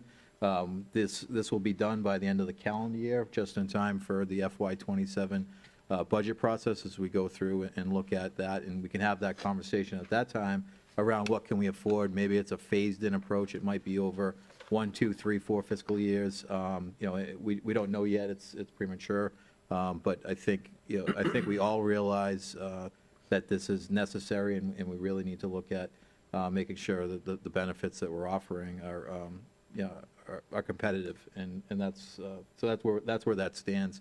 That has been covered through the FY25 process as far as getting us there, and the completion of that in plans for the FY27 budget for some bigger discussions and conversations. All right, so you will work on it? Yes. Okay, thank you. One more thing, and this goes to Special Assessment Tuscarora, Hawks Reserve. City Attorney, I'm looking at this year, I received some calls through the year to say we hadn't done any work on this wall. We haven't been maintaining this wall. And again, I was here through that. You were here through that. You were here through that. Correct me if I'm wrong, but why should they be this low? Because this seems like something's not, if we haven't been doing any work on it, Brian, you can tell me if I'm wrong or right, but something doesn't add up from what we originally intended to where we are today. Am I missing something? From what I can observe and looking at that Hawks Reserve wall, there has been some maintenance, but some of the substantial costs that are associated with the wall at this point are far beyond just regular repair and maintenance costs. There are some areas where the footers our foundation are starting to fail, which obviously poses a risk that portions of the wall could be in danger of falling.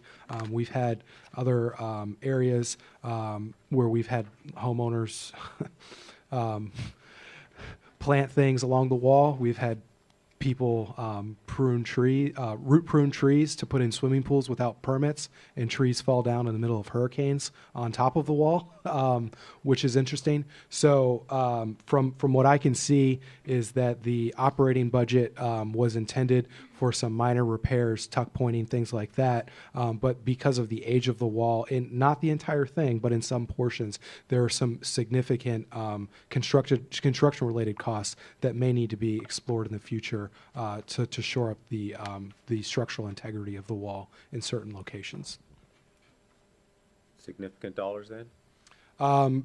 Too early to tell. We're still going through the rate assessment with MBS. We're giving them the areas that we've identified that may need to be have significant costs. But once we have those projected costs and the expenses back, MBS will be able to come back with a funding recommendation based on the number of homeowners that are within the Tuscarora 3, and also keep in mind, I believe a certain number of those homeowners that back up directly to the wall do pay a little bit more because they have the benefit of essentially a fence in their backyard. And that's very similar to what we see over on Oak Forest as well for the residents that are adjacent to Tuscarora Road.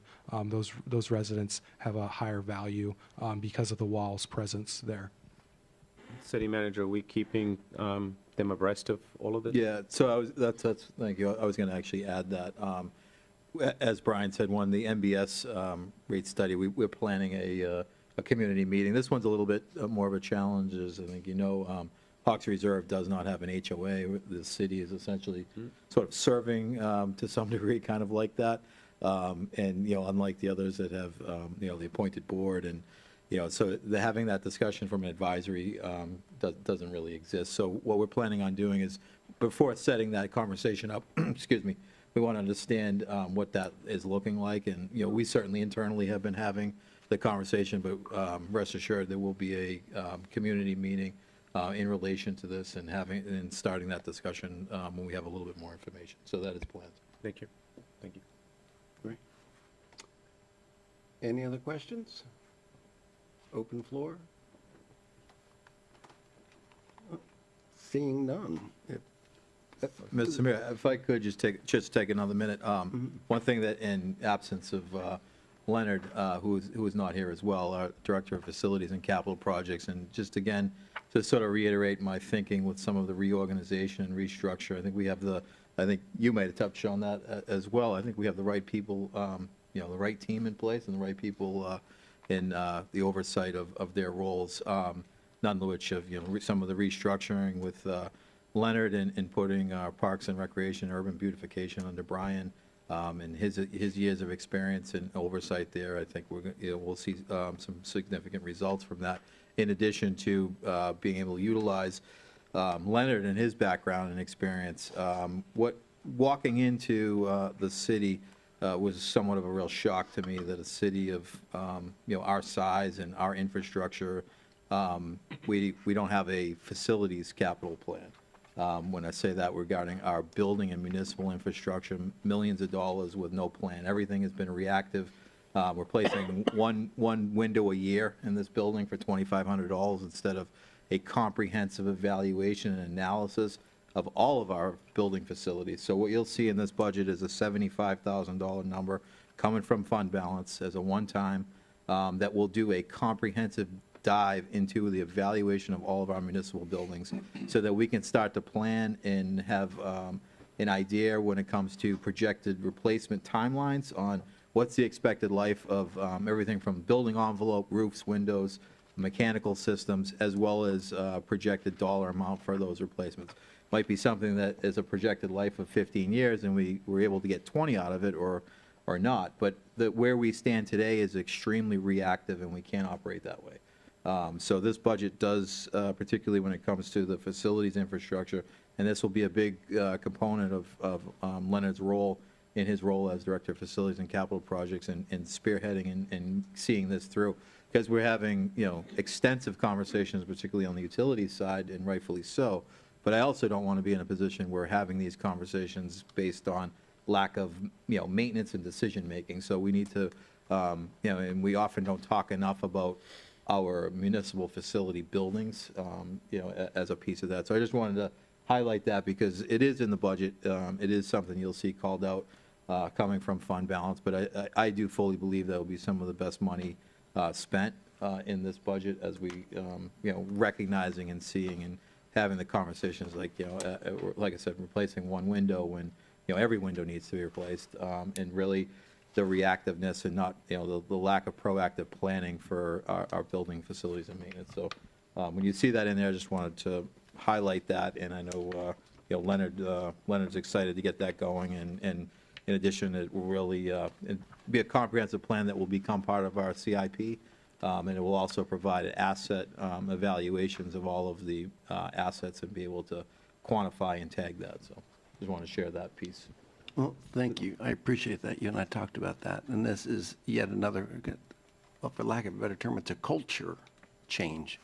And we look at cities like Oviedo that needs a new police department, and they've tried to put it before the residents for bond initiatives repeatedly.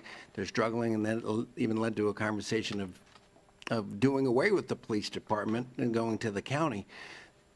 What we're trying to do here is this culture change of planning for the long term and not getting ourselves in a position where we're not being fiscally responsible. We've done a phenomenal job. And again, 9 counties, I think the proof is in the pudding. If we can continue to move the needle and continue thinking forward with this culture change, I appreciate it. Thank you for your leadership. Anyone else? Mr. Mayor? Well, No, you go, you go. No, go ahead. No, you go, because I got 3 things, and you go. I do too. I have several. Go, you I was go. waiting for everybody to You go, complete. you go, you go. Commissioner Baker, would you like to? No, please go. I guess just to make sure that we're setting the public record straight, since a work of fiction was submitted to the clerk for inclusion into the public record. And my question, I guess, probably would be for the finance director, since you've got the experience in kind of what the weighted numbers here would be. Just to clarify for the public record, when someone claims that Winter Springs has the lowest millage rate, does that actually provide an accurate picture of the residents' actual tax burden?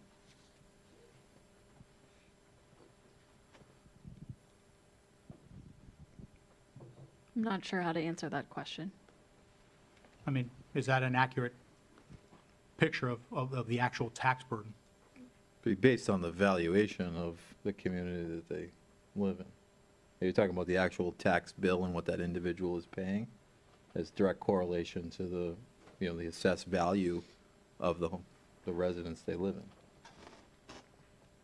Well, I mean, just to make sure we're comparing, apples to apples and not apples to slogans, I guess maybe we can help the public understand. How do special assessments, fees, utility rates, capital surcharges, all sorts of fees and taxes, how does that affect the total cost to a resident per capita? Is that reflected in that millage rate? Yeah, the budget drives that. But it's not reflected in the millage rate. Which part? So claiming that Winter Springs has the lowest millage rate doesn't actually provide an accurate picture of what the tax burden is to the residents. Is that correct? It's just the ad valorem for the property, yeah. You're talking about utility rates and other fees and costs. Overall, I mean, people have a tax burden, and a tax burden is not just the millage rate.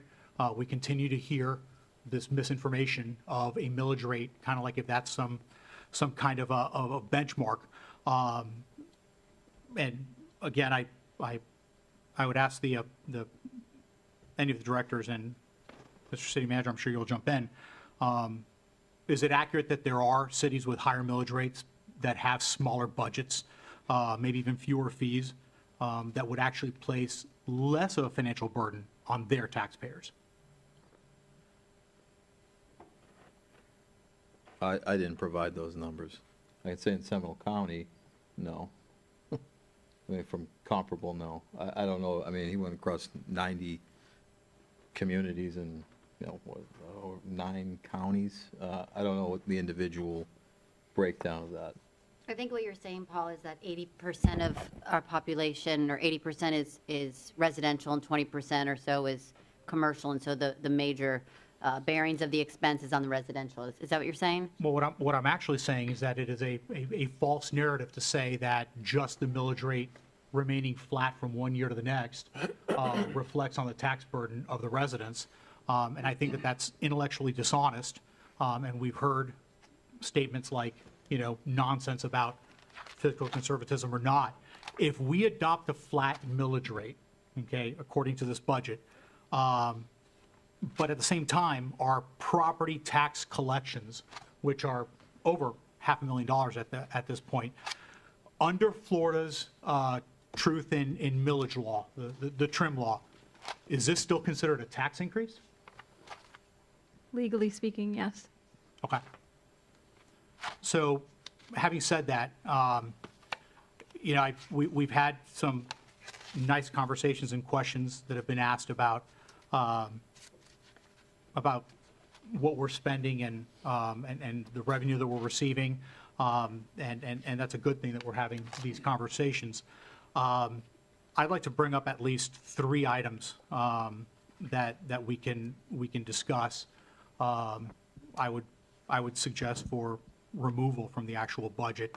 Although there are millions of dollars in the budget that could be trimmed to at least come in lower, considering that we're not only asking our residents for a tax increase, but then we've also just rolled past a utility rate increase after raising garbage fees before that and a property tax millage increase the year before that. So I mean, we continue to increase the tax burden on residents. There's a deeper issue that we would need to confront, and one that really transcends individual line items. And a lot of it is what the omissions are in the budget. I've heard now multiple times today said that this budget has omissions in it. There are items that are not in this budget. They do not tell the full story of what we're actually inevitably going to spend in the next year and in the coming years.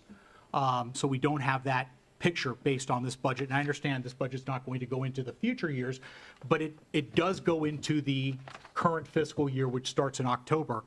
There are important costs that are being deferred. I don't want to say ignored, but we're acknowledging that they're going to be happening and that there might be budget amendments coming in the coming year.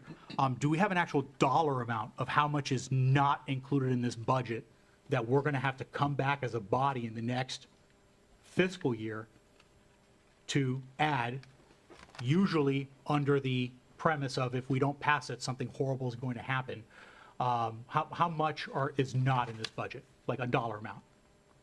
So I would say that the budget accounts for all of the anticipated expenses with the caveat, as was stated by our Director of Public Works and Utilities, that it would be premature and frankly irresponsible to make assumptions based on the stormwater budget on personnel and expenses and projects prior to the presentation of the Kimley Horn $1.5 million assessment that's been ongoing now for year and a half, for us to come up and make assumptions and just arbitrarily say we need X amount of people in this budget.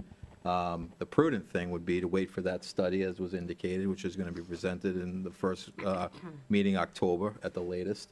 We'll then tie into Raftelis' rate study, which is an extremely comprehensive model to determine what rates are needed in order to address it, and then have the bigger conversation with you folks, the commissioners, and decisions that are going to have to be made around maintenance of private ponds and, the like. That's just one piece of it. So I would say this budget, the only thing that we'd be looking at is from a budget amendment as far as, looking to increase would be the stormwater. When you're talking about amendments, we've had this conversation. I think one of the only municipalities, and frankly, archaic, is that, we don't have control, I don't have control at the fund level. Our budget is, as as you see presented before you, is a department level control.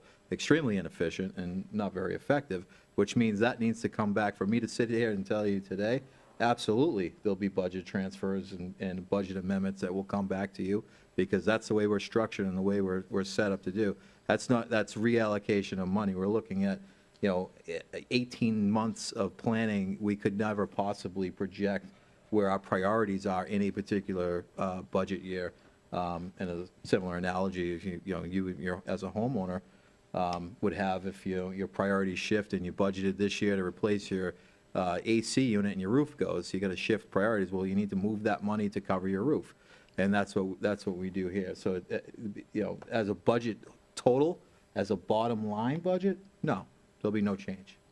By department and priorities, absolutely, and no different than any government budget, especially more so here, because the commission has to approve those outside of the department level budget. So at this point, any items that we were to remove would just go back to our general fund, call it savings, if you will. So if we had to prioritize in the future replacing the AC versus the roof, like your example states, we would have more money for that. Because obviously the debt service is already there. There's some expenses we already have to have. There's some items that cannot move. And obviously, public safety, utilities, public works, those are core functions of government. But there are a lot of items that are herein contained that are not functions of government. They're merely there for our own entertainment, if you will. is it fair to say that if we went through the budget nicely and started trimming items, we would probably have more money for other priorities down the line that we may have to vote on in the coming year? Any money, any expenditures that aren't spent would close out to, to fund balance. That's an accurate statement. The question of whether it's needed or not is a bigger conversation, because I don't know what in particular you're referencing, but the budget that's proposed, we feel is the budget that's needed to maintain services in our operations. If we're, nickel and diming a supply item in a particular budget, and, the commission feels like we need, instead of 500, it should be $250, I mean, that's the commission's prerogative to adopt the budget. This is the proposed budget that is being recommended, and we feel we need to run and operate this city. And I can appreciate you attempting to minimize the cuts by showing de minimis expenses, which clearly is not what I'm referencing. Respectfully, you haven't said what it is you are referencing. So, where should we start? Because it's millions of dollars, but let's just keep it simple. Let's just talk about, and we've had a little bit of this conversation, there's a $75,000 expense for the UCF incubator. UCF receives public funds. It is a very large university, has one of the largest footprints and student populations on the face of this planet. Yet our city is asked to raise taxes and increase the burden on our residents to give the UCF incubator $75,000 without any actual ROI to the city. That would be something very simple that with just a pen stroke, this body could get and say, hey, look, you know what? Let's put that $75,000 back into our coffers. Let's keep it there in case we do have a stormwater issue, in case we do have something that comes up. That would be one example. And I mean, there's many in the budget like that, but that would be one. I mean, would this body consider returning that $75,000 and kind of moving on from that expense that the city has? Can I respond to that, Mayor? I believe we have an agreement, and we're still in that agreement. So we Three-year, just signed last year. three-year contract. So we can have that conversation. That's fair. We can have that conversation, but we can't do that this year. Yes, we can, because that agreement is due to funding, and it's subject to funding, and I am suggesting that we do not fund that line item. Okay, you have that. Yeah. You've been heard. All right, so then let's move on to something that is relatively egregious. I don't know which one I want to start with first. If I want to start with the amount of spending in one department, or if we just want to kind of keep it amongst ourselves up here. I think many of you know that I am a presidential level alumni of Leadership Seminole, very proud to have gone through Leadership Seminole. When I went through Leadership Seminole, that was an expense that I took on as a private business owner in Seminole County with a national tax practice, because I wanted to increase my company's ROI. I looked at that tuition, which is about $3,500, as a personal investment into myself and my company. It is meant to be leadership development for the private sector. Obviously, like most functions that operate within these chambers of commerce, they tend to also get your nonprofits in and government representatives. There's a very big difference between someone who works for the city as city staff, for example, yourself, Mr. City Manager, my classmate, Tara Lynn, we went through Leadership Seminole together. There's a very big difference between someone who is long-term with the city versus somebody who is elected and subject to, obviously, the whims of democracy. The use of taxpayer dollars, we're talking about $3,500 here, for elected officials, call them political appointees, if you will, but for political elected officials to attend Leadership Seminar at the $3,500 tuition, that represents 30% increase in the commissioner's salaries and annual compensation, that's a disproportionate fringe benefit. So we could say it's minimal, we could say, de minimis, like you were using the example of $250 expense. I'm talking about $3,500 to benefit somebody's political career, not to actually bring a benefit to the city, a tangible, again, ROI. As a business owner, I said, how much am I spending on Leadership Seminole? How much do I intend to get in an ROI to my company for that dollar that I invested? And I did. I generated clientele from that because that was what my intention was in doing the program, like any other marketing program. This is not a required training. It's not tied to any statutory or governance mandate. The optics and ethics, here are, I can go on with that, but city funds should not be subsidizing personal resume building or networking opportunities for politicians.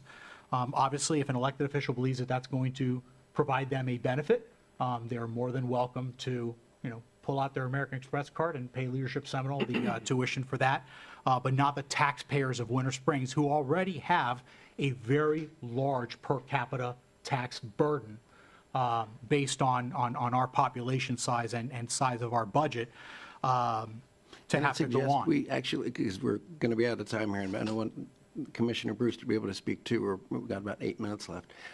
Your point's made. You do not believe we should be letting elected officials participate in this year-long class. We can schedule that. We can discuss it. I wouldn't be opposed to maybe setting some policies on it. But at this point, you've been heard. Unless there's I think maybe that might even be, you'd like maybe to make a motion to have that removed from the budget. If there's a second, we can go there. Oh, that's right, we're not voting, it's a workshop, so. It's a workshop, so there's yeah, no- it's a there's no workshop. voting. I'd So- like to- So you've been heard. We're running out of time here. Okay, you've been heard very Can clearly. I just ask Paul a quick question? Yeah. Paul, would you mind putting all of those thoughts down for the budget people and discussing each of those line items that you feel are unnecessary? I think that would be really helpful. No, absolutely. And I'd love to, and we can have that robust discussion on many items, but, I have another that is quite egregious as well. And it goes more into what the objectives would be of some of the things that we do. And I really do want to raise serious concerns for the general public about the level of spending that is allocated to the communications division. We pride ourselves in being a bedroom community. We have 90% residential, basically. The mayor just gave us a whole lecture about how fiscally conservative we are in culture, but yet, as vocally resistant as we are to unchecked development, why are we spending so much money to have a city-controlled narrative? Because when government messaging, okay, of this magnitude, because we're talking about some pretty serious dollars in this budget, you're starting to blur the lines between public information and public relations. And when taxpayer dollars are used to shape perception, ultimately, now we're talking about something that historically resembles propaganda by definition. And we can look at the definition itself, just simple dictionary search there. Our current budget includes, about $100,000 for video production, for PR consulting, for rebranding initiatives. So we're trying to rebrand our city, I guess. We need PR consultants to tell us how to spin. I mean, because that's what it is. A PR consultant is a spin doctor. And we're asking the taxpayers to have in our budget us pay for a department that is going to shape a narrative to figure out how the people should think. These are not essential services. They don't fix roads. They don't improve drainage. They don't make our residents any safer. Basically, it's literally an expense to drive a narrative. And I mean, just these three alone, a 30% pay increase for city commissioners, funding propaganda, and on top of that, just looking at the deeper issues that are involved, not related to public safety and not getting a specific ROI for the city. For example, like the incubator shows that the budget still can be leaner, and I appreciate the city manager. I know what went in to at least come in at where that millage is. It's still a tax increase, but I get it, and I see where we're at as far as that millage increase number not going up. But the tax burden on the residents is going up, and we're asking them to fund a fringe benefit for commissioners, $75,000, no ROI for the incubator, an entire department just for narrative. That is just, I mean, it's shocking, honestly. So, I mean, I think that there are a lot of discussions to be had.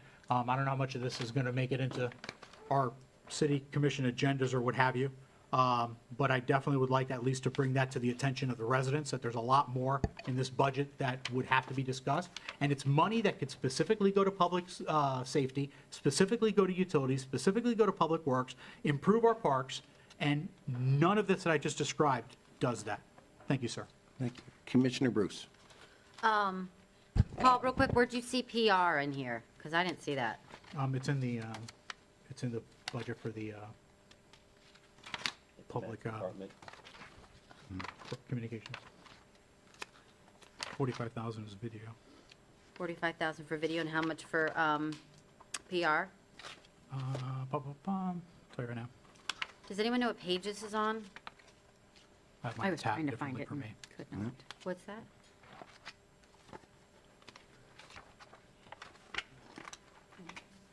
That's it. Maybe since time's on a crunch, let's assume that the commissioner is correct and it's 45,000 or whatever that number It was is. $90,000 just in those expenses that I earmarked, 75,000 for the incubator, and another undisclosed amount depending on how many people go for class 36, 37, 38, and That's so okay. on. And Commissioner Bruce, you Yes. have the microphone. So what is the question? Oh, I was just wondering where this public relations expense was, because I didn't see that. Maybe we can come back and revisit that. We'll find it. Okay. And send it out to everybody. It's just Matt's department. Yeah, right. But if they want to Can't look at find the actual department. numbers, so. Okay, other questions here? Then if we are done, I would ask for a 10-minute recess, if that's okay with everybody. Do you have a problem with us starting a couple minutes late for the commission meeting? I think in your book. We are Well, supposed to do no. public input, aren't we? It ends at 1. Yeah. See, marketing and It's an community agenda events, item. It is which is an on agenda 50. item, and we didn't change I have it. it So earmarked differently. we will do so- that then. Ladies and gentlemen, we'll open this to public input. This is specifically about the budget. We will, then, after public input, we'll take a 10-minute recess. We'll reopen, and then there'll be another public input. This is specifically about the budget workshop. If you would Okay. like Under to marketing comment community events. on the budget workshop, now is your time. Then we'll start the official so, meeting, Parks the and commission Recreation, meeting, 10 marketing minutes later. community So, events. anyone, 74. Mr. Gallo?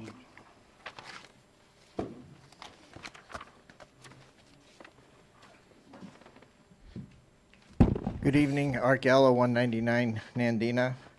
First, I wanted to start out by thanking and congratulating the city manager, the directors that gave the presentations, especially the finance committee that did all the hard work, and the staff behind the scenes. In all my times of attending these budget meetings and listening to it, this is probably the most informative and best presentations on the budget that I've seen. So I want to thank everyone for that, because I very much appreciate it. And I actually came here to talk about a pension study that was brought to the commission's attention last May of '24 that compared the 7 cities' pension with the county and the FRS regular class. And I was happy to hear both Commissioner Resnick and Commissioner Caruso ask about that, because I think we need to take a look at our city pension. We've done a lot on salaries, and our pension, according to this study anyway, I think you ought to take another look at it, and we can do better Because ultimately, we worry about recruitment of the best people and retaining the best people. And part of that, once we get the best people to the city, we want to keep them here. So we've got the salaries under control. Now we're in the ballpark. We're very competitive there. But when you look at the pension, we're not. So conceivably, we can spend 2 years training a police officer, hypothetically, and the next thing you know, they go to a sister city because their pension plan's a lot better. So I think we really need to look at that. And the thing that surprised me on that is that after 30 years, you continue to put into the pension, and if you want to stay in the city, you don't gain anything by making that yearly input to the pension. So if you have great people, you want to keep them around, it's really costing them money. So we need to look at that. And I also mentioned our cost of living allowance is 0 in there. And I think everybody else is, well, if you look at the study, you'll see it. I want to thank everybody. It was a great discussion. And I appreciate it. Thank you. Thank you, Mr. Gallo. Anyone else that would like to comment on the budget? Ms. Schaefer?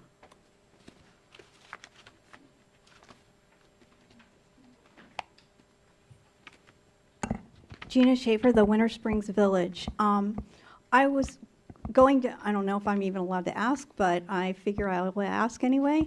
Where last year on the budget, there was approval for Wetlands Park to have a wall built on it or whatever. And I wanted to make sure that we're still getting that wall built on there, which it happened in October, but of last year that they started talking about that. But I want to make sure that we are still getting that, because we do get flooded, because we have Big Blue that sits out on the Wetlands Park because of the rain. It's a pump. Just to give you an FYI, you may not even know that there's a pump out on the park, but it's so that we don't get flooded. So I don't know if you're aware of that, but I do want to know that we're still getting that. And also in the budget last year, I'm talking about not this year, but we also did not get reclaimed water yet, which we are supposed to be piped for reclaimed water, and that was also in the budget. So can anybody say if we're getting it, we're not getting it, or whatever? I think we'll have to look into that, and I will ask. I've got it in notes. I know that you and I had spoken. I'll have to get answers from Cleat and find out what's going on, and then contact you. The specific project? Yeah, that was one of the listed ones from Cleat. Yeah, we're going to Talking about get into, Wetland we're Park. going to do, Yeah, are we going to do question answer during public input? No. Like But I didn't let- think let this me was a find out. question. I thought we are allowed to ask questions in a workshop. In a workshop, which this is. It's a Okay. public input, I believe. No. I can, I beg to differ. It's a workshop, and a workshop Okay. is meant to be interactive. Yes. it's, Cleat, do you know what we're talking about?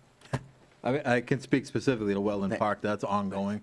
There is funding. It's ongoing. Our working with Pegasus Engineering, our stormwater consultant. Some of the issues have been around working with the regulatory folks about, I think there's going to be some costs that weren't anticipated regarding mitigation bank and some other issues that are starting to arise. But it is absolutely ongoing. It's continued effort. If you're talking about the Michael Blake Yes, sir. reclaim extension, Yes. that is in the budget. It is budgeted for, we received a state appropriation for $380,000 of, which is half of our request. We requested $760,000. That project as a whole is going to be probably about $1.3 million or so on the max end, the high end, if you will. What we're doing is in the FY26 budget, you'll see in this budget as part of the capital plan, there is the required match that the city's responsible for. In addition, we're also working with St. John's to try to get them having conversations with St. John's about matching our share of the match. So if all things play out, we'll receive the $380,000 from the state appropriation, and our share to finish that project. We're hoping that St. John's will cover half of that, but we've also budgeted for our portion as well. Okay, So 'cause it's the- continually ongoing. Because they said when it came from across the street from the crossings that we would definitely be plugged in, and that happened like a year and a half ago. So that's why I'm asking. And it's for my development, because we use regular water to water our lawns. And we have always been plumbed for reclaimed water. And the development is over 13 years old. So That that's why capital I'm here. project is moving forward. We're fortunate to have received that state appropriation funding. It's going to be the extension from Hickory Grove connection back Okay. out to 434, which will include Winter Springs Village. Thank you so much. Thank you. Anyone else specifically, before we take a 10-minute break, that wants to comment about the budget? Seeing none, we'll start a 10-minute break. So you have to We'll be adjourn back. this meeting. Excuse me? You're going to adjourn the workshop. Yeah, that's exactly what You I'm... not take a recess. You're going to adjourn. Oh, I'm sorry, thank you. For the record, we are adjourning the workshop, and we will then start over with a commission meeting in 10.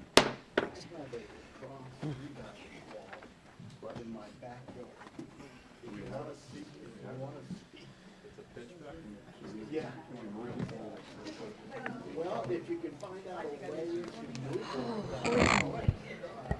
Turn that off for a minute.